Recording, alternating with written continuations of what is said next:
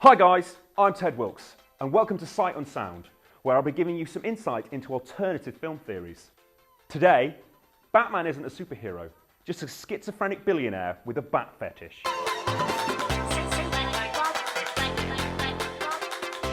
Let me get this off my chest. I hate Batman. He's a billionaire who's been gifted his fortune, whose company manufactures weapons, and whose excessive playboy lifestyle would make any of the Made in Chelsea cast green with envy. But you cry. He dispatches the evildoers of Gotham, the ones who seek to harm us and disrupt our pleasant way of living. To you I say this, the wool has well and truly been pulled over your eyes, my friend. Batman, now more than ever, embodies the ruling elite. His crime-fighting escapades are merely a thinly veiled attempt to preserve the status quo. His seeking to prevent the worst parts of society from rising up and taking over is simply an endeavour to remind us that we should know our place and in the end be thankful for it. The longest running BottleRocket crusader has ever had is with the mentally unstable and twisted Joker. The Joker represents the dark side of us all. In Freudian terms, the id.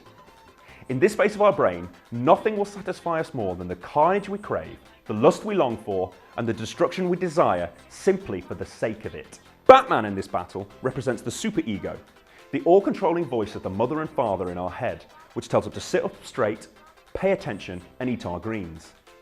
These two happily coexist in our minds, directing us as they see fit, allowing us a sensible middle ground where we do as we're told at times and cut loose when we need. However, the Batman does nothing to appease the desires of his alter id. There is no negotiation or desire to understand how and why the Joker is the way that he is. His preferred method of interaction with the yin to his yang is a good old-fashioned senseless beating in a darkened room. In this, we understand that the Batman wishes only for the Joker to submit to his ways and not to reform. In this we learn the little voice inside our head that tells us that things aren't the way they should be and we should kick and scream against the world is simply crazy. Nowhere is this more overtly presented than in Christopher Nolan's The Dark Knight. Many have argued that Nolan's film is nothing more than one long propaganda reel for George W. Bush and America's conservative agenda of the 21st century. What is most interesting is that since 9/11 and the attack on the World Trade Center, we are now bombarded with images of torture in our films and the good that it does. Not only is this a lazy plot device, but in making Batman complicit in torture, we see him as just another mouthpiece for Western insistence that without it, we wouldn't be winning the war of information. Most frequently in films, we are shown a hero forced into an act of flagellating information from another with a ticking time bomb in the corner, an imminent attack, a maiden who must be rescued, or a device that must be found and defused.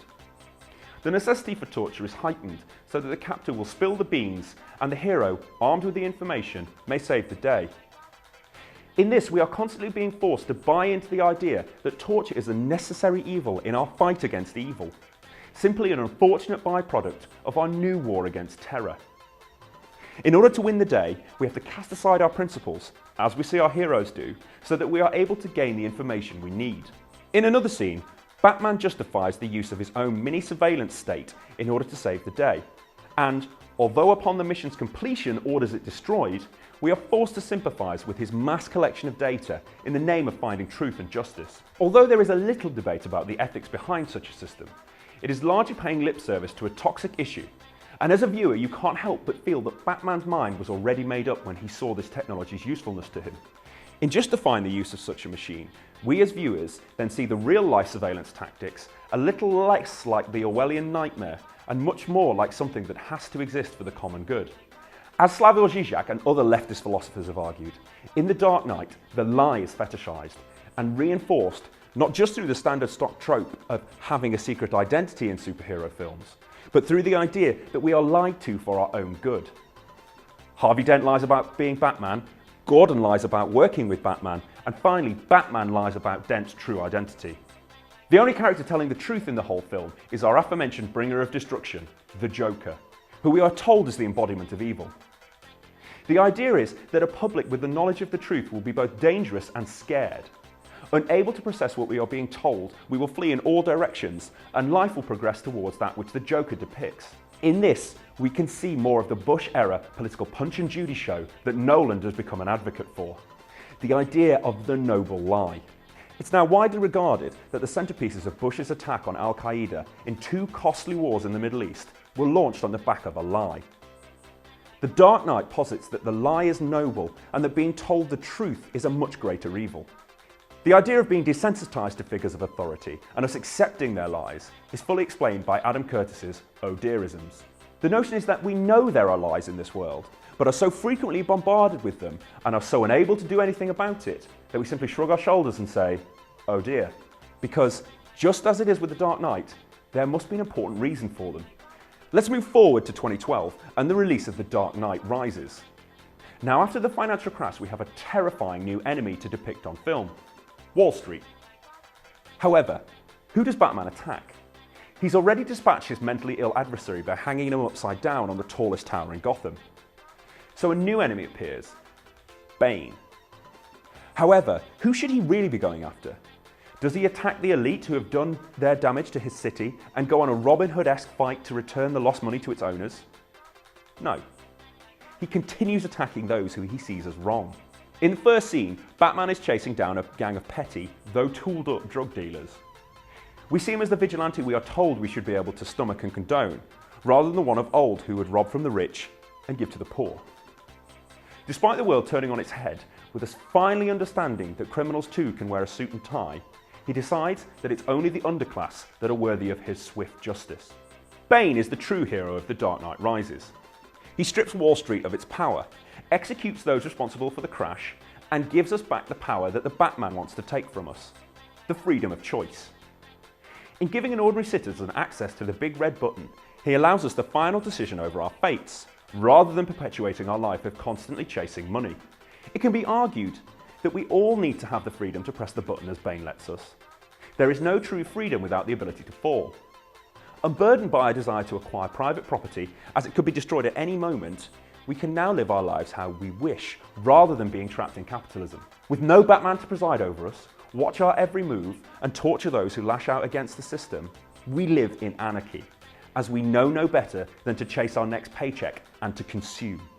Bane proves that if the only thing keeping us from doing evil is the man in the mask or the invisible hand of the status quo, then there is no freedom at all.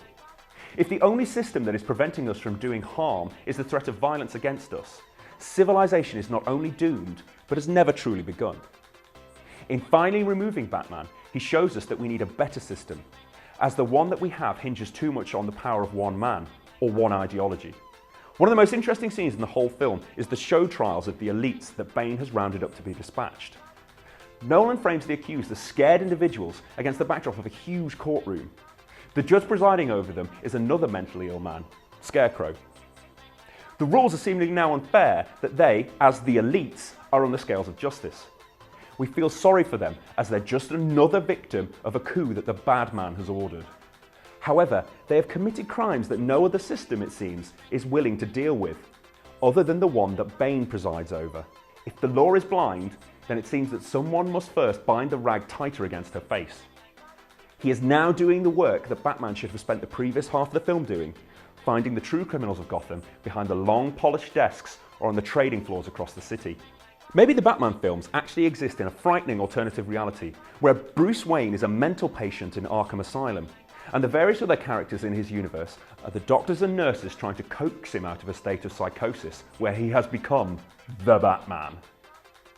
Perhaps with his overtly strong sense of right and wrong, he had a terrible childhood where rules were too strictly enforced. Controlled and repressed, he killed his parents and blamed it on a passing mugger, as his parents, ignorant of the working classes and their plight, probably would have done too.